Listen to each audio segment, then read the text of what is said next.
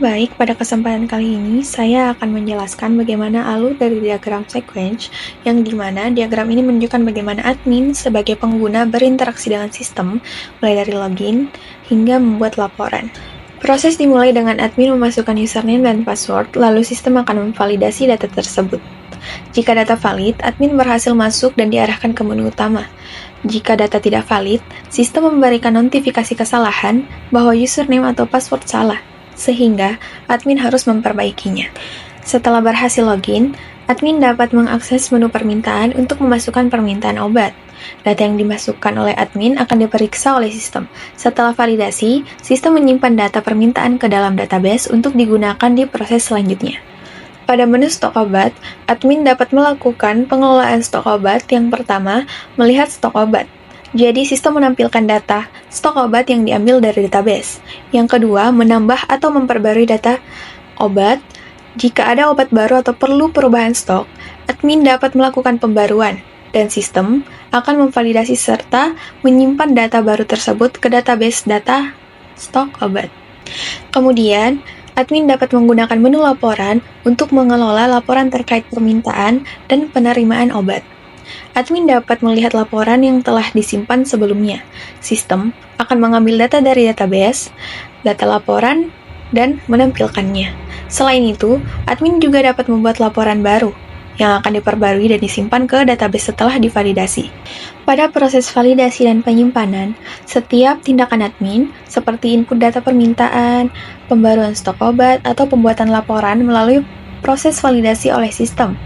Validasi ini memastikan data yang dimasukkan benar dan tersimpan dengan baik di database, menjaga konsistensi dan keakuratan informasi. Jika terjadi kesalahan seperti salah memasukkan username atau password, atau data yang dimasukkan tidak valid, sistem akan memberikan notifikasi kepada admin untuk melakukan perbaikan. Selanjutnya, login proses di mana admin memasukkan username dan password. Kemudian, sistem memeriksa atau mencek user dan password.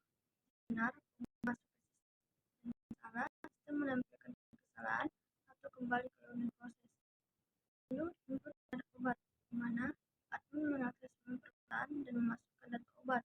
Kemudian, sistem memeriksa data obat di dalam database. Jika valid, data ditampilkan dan disimpan ke dalam sistem. Data stok obat diperbarui di tabel data stok obat. Lalu, lihat stok obat, di mana admin meminta untuk melihat stok obat melalui menu permintaan. Kemudian, sistem menampilkan stok obat terpilih dari tabel data stok obat. Lalu, tambah data obat, di mana admin menambah data obat terbaru. Lalu, sistem memperbarui stok obat pada tabel data stok obat.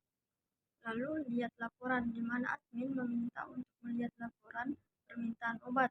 Kemudian, sistem mengambil data dari tabel data laporan dan menampilkan laporan. Lalu kemudian, buat laporan baru, di mana admin membuat laporan baru berdasarkan permintaan dan penerimaan obat. Lalu sistem memperbarui tabel data laporan dengan laporan baru yang dibuat. Assalamualaikum warahmatullahi wabarakatuh. Sebelumnya, perkenalkan saya Adinda Aulia Rahmi dengan NIM 231031033 dari kelas SI 23A. Di sini saya ingin menjelaskan tentang user interface dari web kami yang judulnya digitalisasi pengelolaan permintaan obat Puskesmas ke gudang farmasi Kota Parepare. Saya di sini ada halaman login di mana pengguna diminta untuk memasukkan username dan password. Dan setelah itu pengguna diarahkan untuk mengklik button sign in. Ini merupakan halaman dashboard. Di sini ada fitur search dan tampilan obat serta menu. Pada bagian menu ada beberapa pilihan. Sekarang kita buka menu permintaan obat. Di sini, puskesmas dapat memilih obat yang diinginkan. Setelah itu ada button move. Ini merupakan halaman list permintaan obat yang telah ditulis. Setelah itu kita klik button kirim. Alamat ini berisi validasi yang bisa dicetak oleh Puskesmas dan setelah itu file tersebut dikirim untuk memenuhi syarat verifikasi permintaan. Selanjutnya kita masuk ke menu verifikasi. Di sini admin dapat melihat permintaan mana yang belum dikonfirmasi. Selanjutnya kita masuk ke menu riwayat. Di sini kita dapat melihat riwayat-riwayat yang telah kita lakukan.